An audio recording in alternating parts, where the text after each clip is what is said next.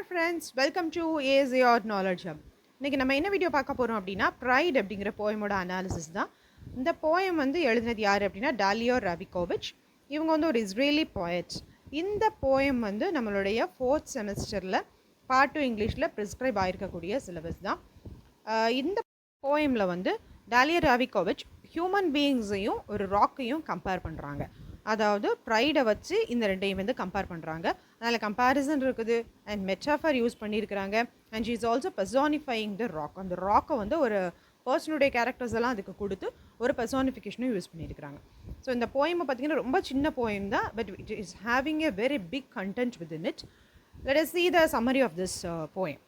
Introduction. Dalia Rabikovich was an Israeli poet, raised in an Jewish household. She was born in 1936 and passed away in 2005. She has commonly written about victimization, identity, culture and society. So இவங்க வந்து ஒரு Israeli poet. இவங்க ஒரு Jewish house ஹோல்டில் தான் வளர்ந்தவங்க. இவங்க எப்போ பிறந்தாங்கன்னு பார்த்தீங்கன்னா 1936 and she is passed away in 2005. இவங்களுடைய ஒர்க்ஸ் எல்லாமே எதை பற்றி இருக்கும் அப்படின்னா, ஒரு ஐடென்டிட்டி, அதாவது நமக்கான ஒரு அடையாளம் இருக்கணும், நம்மளுடைய கல்ச்சர், இது எல்லாத்தையுமே போர்ட்ரே பண்ணுற மாதிரி இவங்களுடைய ஒர்க்ஸ் இருக்கும். இவங்களுடைய இந்த போயம் ப்ரைட் அப்படிங்கிறது, her poem Pride was originally written in the Hebrew language and has been translated into English. The poem Pride is written by Dalia Rabikovich. It talks about how pride affects life by illustrating it with a rock. So இந்த poem வந்து first எழுதினது Hebrew லாங்குவேஜில் and then it was translated into English. இந்த போயமில் வந்து dahlia ராபிகோவிச் ஒரு ராக்கையும் ஒரு பர்சனையும் compare பண்ணுறாங்க. Fried அப்படிங்கிறது ஒரு ராக்கை எப்படி அஃபெக்ட் பண்ணுது அண்ட் ஒரு பர்சன் எப்படி அஃபெக்ட் பண்ணுது அப்படிங்கிறத எடுத்துக்காட்டுற மாதிரி இந்த போயம் இருக்குது. ரொம்ப சின்ன போயம் தான், ஆனால் ரொம்ப ஃபேண்டாஸ்டிக்கான ஒரு மெசேஜை வந்து இவங்க வந்து டெலிவர் பண்ணியிருக்கிறாங்க. Next topic, life and stillness. The rocks have laid on their backs for many years in the heat and cold, yet they always look so peaceful. Rocks வந்து எப்போவுமே ஒரே இடத்துல அப்படியே பல வருஷங்களாக இருந்துகிட்டே இருக்குது. அது மேலே எவ்வளோ சூடுபட்டாலும் சரி, எவ்வளோ குளிர்பட்டாலும் சரி, அப்படியே அது வந்து ரொம்ப பீஸ்ஃபுல்லாக அமைதியாக இருக்குது. Poet says that even rocks crack, not because of age.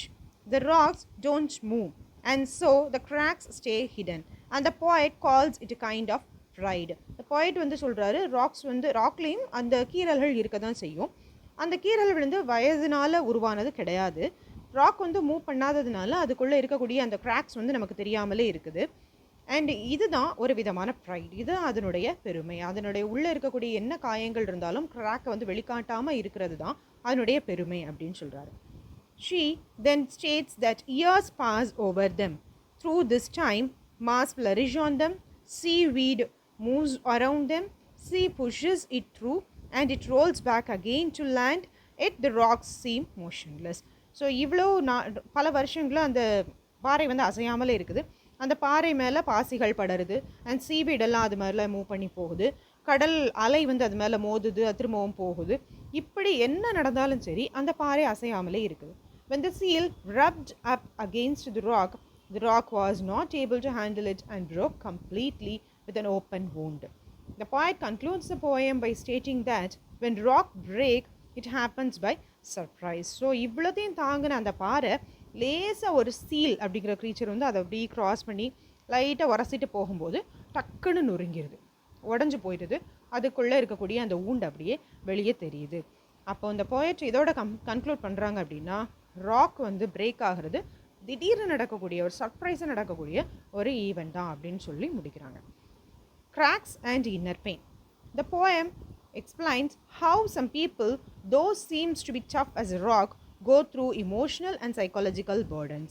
இந்த போயமில் மூலமாக நம்ம போயிட்டு என்ன சொல்ல வராங்க அப்படின்னா, எப்படி பாறை மாதிரி நிறைய பேர் கல் மனசோட அப்படி இருக்கிறாங்களோ அவங்களுக்குள்ளேயும் பெயின் அப்படிங்கிறது இருக்கும், அவங்களுக்குள்ளேயும் சைக்காலஜிக்கல் பர்டன்ஸ் இருக்க தான் செய்யும் அப்படிங்கிறாங்க.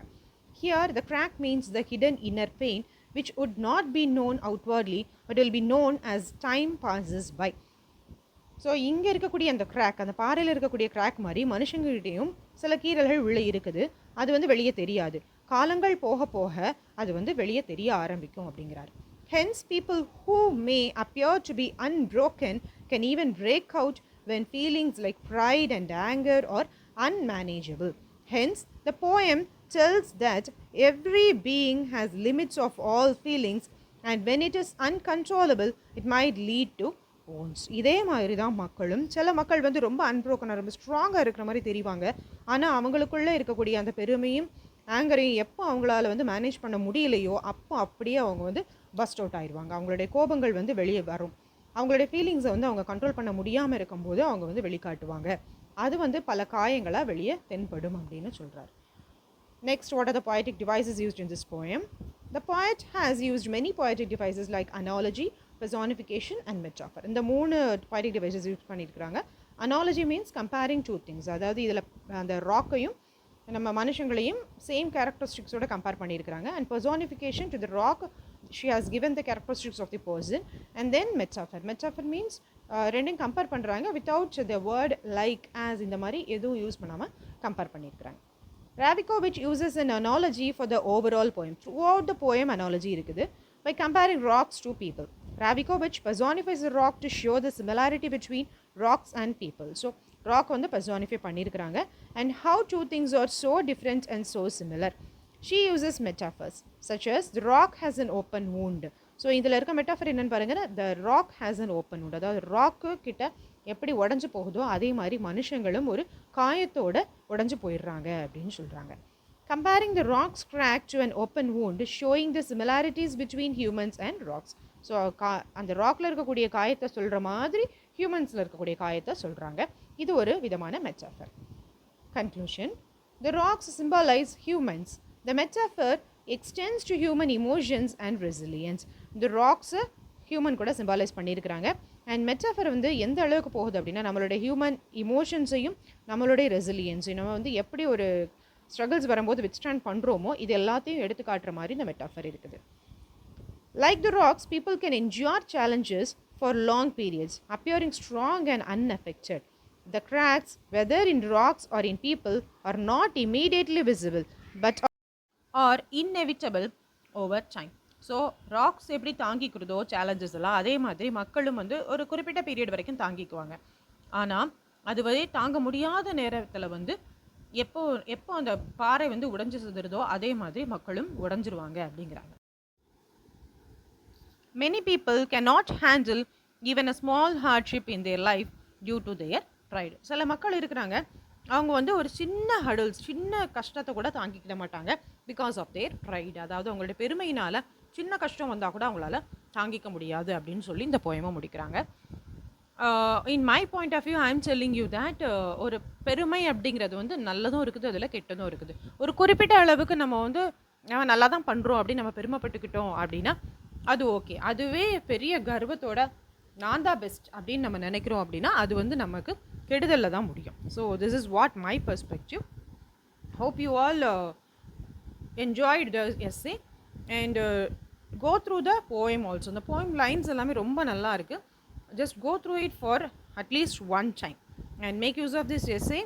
If you find it useful, kindly share with your friends and keep supporting our channel. Thank you all.